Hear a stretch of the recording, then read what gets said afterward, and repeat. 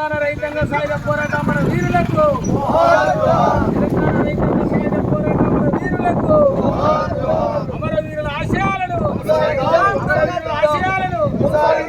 అమరవీరులకు కొనసాగిద్దాం, అమరుల ఆశయాలను కొనసాగిద్దాం, అమరుల ఆశయాలను. స్వతంత్ర పోరాటాలు అసలు వాసిన అమర వీరులకు జోహార్, అమర వీరులకు జోహార్, అమర వీరులకు జోహార్, కూటిగల అమర వీరులకు జోహార్. ప్రజా పోరాటాలు వర్ధిల్లాలి, ప్రజా పోరాటాలు వర్ధిల్లాలి, ప్రజా పోరాటాలు కొనసాగిద్దాం, అమరుల ఆశయాలను.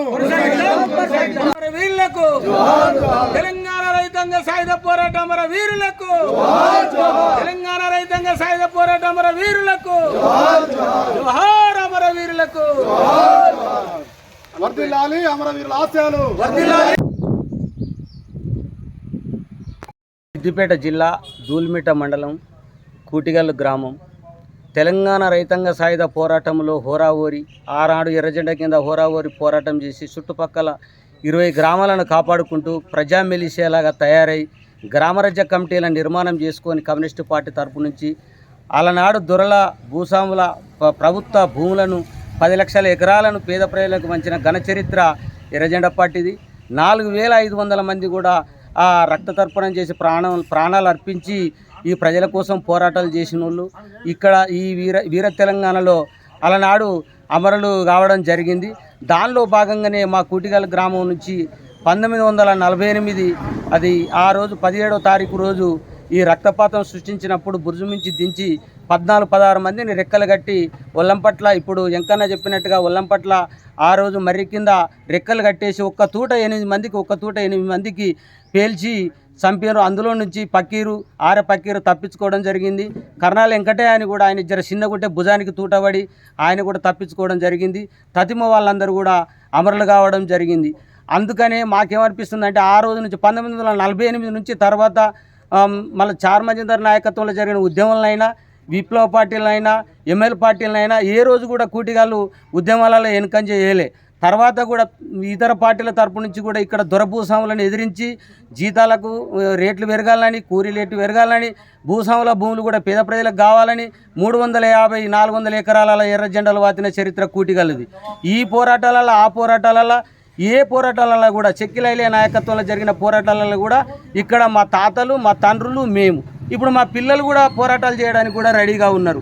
ఎందుకంటే అన్యాయం జరుగుతున్నప్పుడు పోరాటాలు ఎక్కడైనా ఉంటాయి కనుక దీన్ని దృష్టిలో పెట్టుకొని ఇక్కడున్న భూస్వాముల భూములలో జెండాలు పాతి పేద ప్రజలకు ఇస్తే ఇక్కడున్న దొరలు కూడా దండకారణ్యం అనేది కూడా మీకు తెలుసు.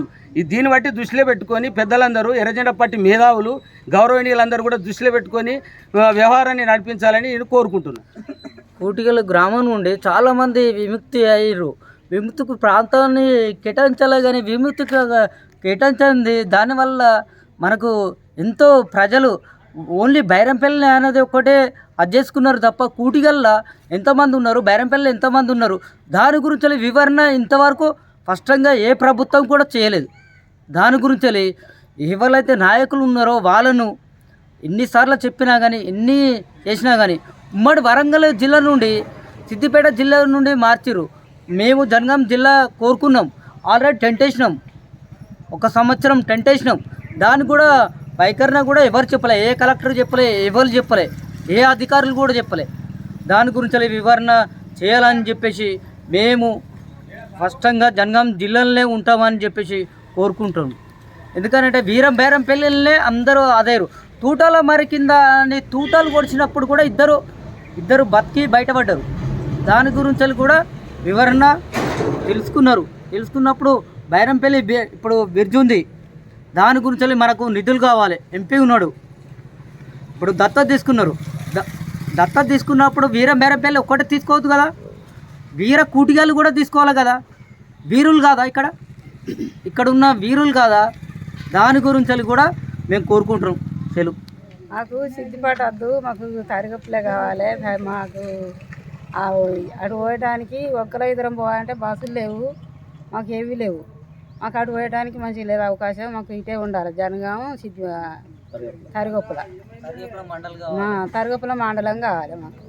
సిద్దిపాటు వద్దే వద్దు, పని లేక సిద్దిపాటు ఆటో మాకు కూడా ఇక్కడ బస్సులు ఉండాలి. బస్సులు లేవు, ఏం లేవు. మా ఊరి కాడ బస్సు వస్తే కూడా ఒక గంట సేపు ఆగదు, 5 నిమిషాలు ఆగదు. మా ఊరికి బస్సే లేదు ఇంతవరకు. మాకు బస్సు కూడా కావాలి ఇక్కడికి, మా ఊరికి. సిద్దిపాటుకి అయితే మేము పోం, సిద్దిపాటు వద్దు. అన్నిటి సౌకర్యానికి తరగపుల ఏ అవసరానికైనా తరగపులే మాకు కావాల్సింది.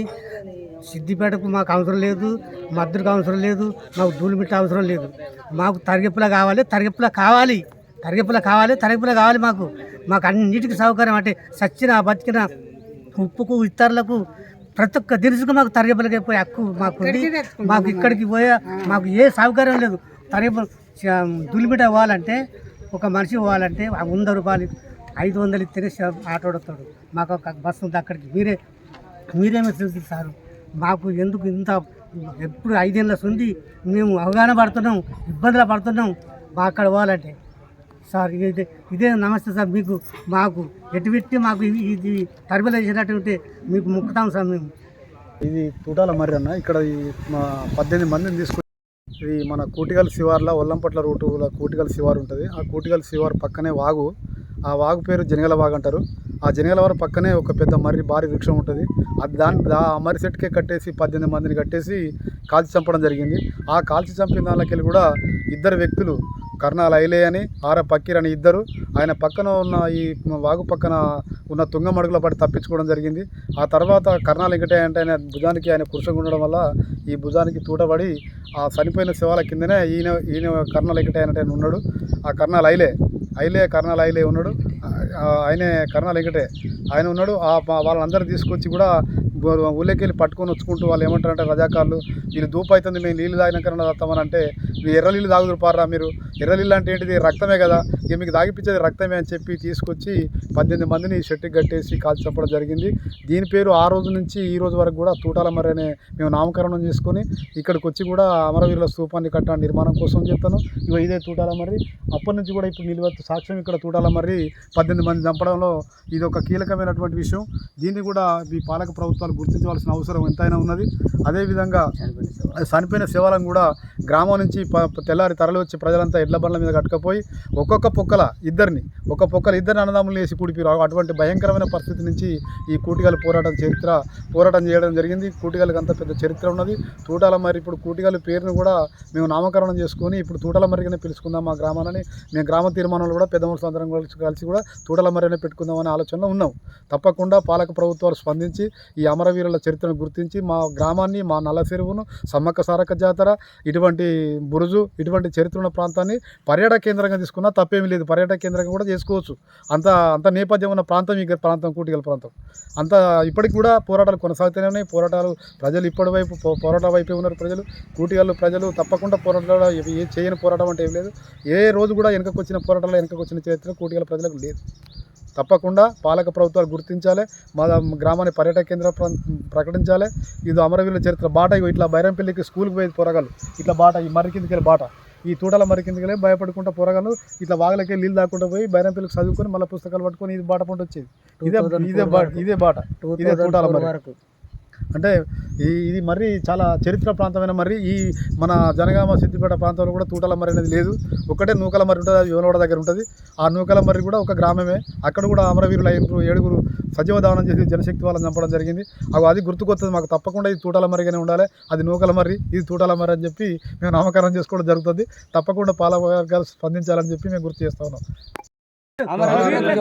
కూటిగల్ అమరవీరులకు తూటాల మర్రి, తూటాల మర్రి. జేఎన్ న్యూస్ యాజమాన్యానికి ధన్యవాదాలు తెలుపుతున్నాము. ఎందుకంటే జేఎన్ న్యూస్ నుండి మన మరుగునబడ్డ కూటిగల్ గ్రామానికి సంబంధించిన తెలంగాణ రైతాంగ సాయుధ పోరాట పరిస్థితులను వివరించడానికి వచ్చిన సీనన్నకు కూడా మేము కృతజ్ఞతలు తెలుపుతున్నాము. కనుక ప్రతి సంవత్సరం కూడా ఈ ప్రోగ్రామ్ను ఈ రకంగానే లేవనెత్తి ఈ సమస్యను, ఇక్కడున్న సమస్యను ప్రజలకు, ప్రభుత్వాలకు తెలియపరచాలని కోరుకుంటున్నాను. అతి తక్కువ సమయంలో మీ వ్యాపార సామ్రాజ్యాన్ని పెంచుకోవాలనుకుంటున్నారా? తక్కువ ఖర్చుతో ఎక్కువ పబ్లిసిటీ చేయాలనుకుంటున్నారా? అయితే ఇంకెందుకు ఆలస్యం? మీ జేఎన్టీవీ తెలంగాణ ఛానల్లో అతి తక్కువ ఖర్చుతో ప్రకటనలు ఇవ్వండి. అత్యధిక లాభాలను సాధించుకోండి. వ్యాపార, వాణిజ్య, పాఠశాలలు, వైద్యశాలలు, హోటళ్లు, వస్త్ర దుకాణాలు, అన్ని రకాల వ్యాపార ప్రకటనల కొరకు సంప్రదించండి. మా ఫోన్ నంబర్స్ 8558288081, 9247896607.